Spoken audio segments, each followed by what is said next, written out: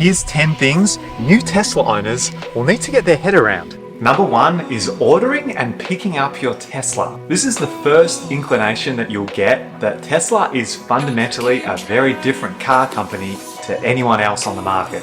Number 2 is that there's no keys, you just use your phone to unlock the car.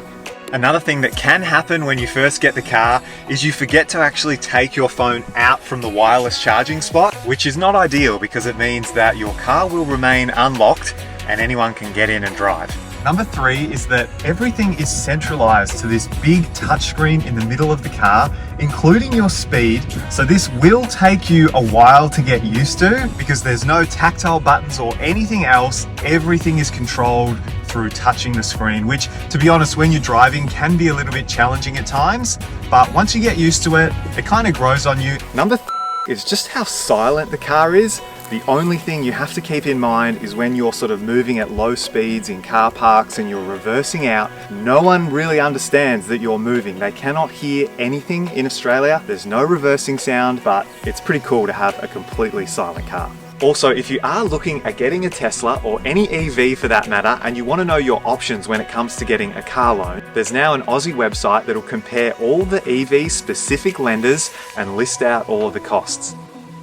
Number 5 is the one pedal driving, and this is a big one. Because of the regen braking in the car, you find yourself hardly ever needing to use the brake pedal. Which brings me to number 6, which is the instant acceleration you get from driving an electric car, especially a Tesla. They accelerate with so much ease and it brings you so much joy. It's such a roller coaster feeling, but it also adds this level of responsiveness and safety and reassurance to know that you can just put your foot down if you need to overtake someone or you need to get out of a bad situation. So yeah, keep that in mind when you're taking off at the lights, especially if you've ordered a performance model. All right, number 7 is Autopilot.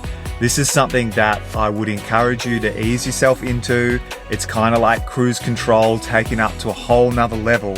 I would start with the adaptive cruise control and then work your way into autopilot and see how you feel. Number 8 is charging. This means that when it comes to road trips, you're going to need to think about your trip a little bit more, plan out any charging stops. The car's navigation system does a pretty good job of doing this for you, but sometimes you'll find yourself in a region that doesn't have a Tesla supercharger and you'll need to actually do some research. It's good to make sure that your accommodation where you're staying, if you are going away, has the ability for you to charge, or at least an outdoor power point or something like that. And the other really important thing is to make sure you get in the habit of just charging your car every night when you get home. Number 9, which is a really important one, is the constant software updates you're going to get with owning a Tesla. And this is something that you need to get used to because sometimes the UI changes, so like the buttons and the display will get an update and it'll look a little bit different. You'll get new features that you need to learn. And most importantly, you need to make sure that you are connecting to Wi-Fi every few weeks because yeah, the software updates will keep coming and the car will continue to get better. And then number 10 is maintenance, or the lack of. When it comes to servicing and maintaining a Tesla, there's really not much you need to do or much you need to spend. You've got to top up the washer fluid every now and then, take it in for the occasional checkup at Tesla. I mean, you're not really looking at much cost at all. It's kind of weird when you think about that traditional servicing model that you get with other cars. You don't get that with a Tesla. And there are just a few more things I want to mention that didn't make the top 10 list, but they're worth pointing out. Teslas don't come with any spare tire in the back, so if you do have a puncture on the road, you're going to need to get in touch with Tesla's roadside assistance and they'll come out and change the tire for you.